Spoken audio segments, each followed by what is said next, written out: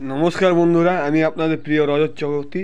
রজত, আমি আজকে বলতে চাইছি আমাদের বেদের কয়টি ভাগে বিভক্ত করা হয়েছে ও তাদের নাম কি কি,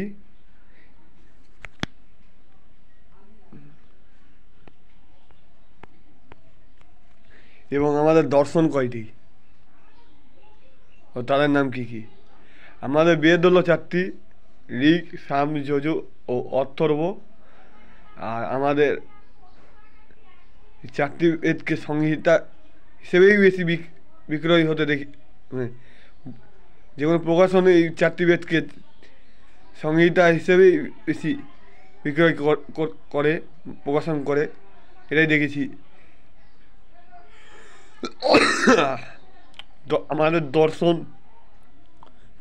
ছটি দর্শন আছে, যেমন ব্রহ্মসূত্র, উত্তর পূর্ব মীমাংসা,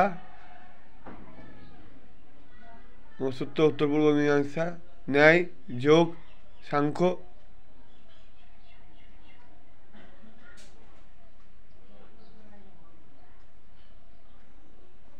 আর বৈষয়িক। এই টোটাল এই ছটি দর্শন আছে।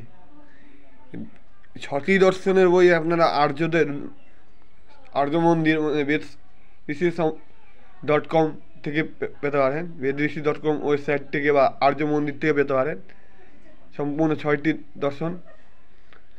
আজকের মতো এইটুকু বন্ধুরা। জয় শ্রীরাম, জয় শ্রীকৃষ্ণ, জয় মা কালী। পরে কালকে অন্য কোনো বিষয় নিয়ে করা হবে। জয় মহাকাল, জয় শ্রীরাম।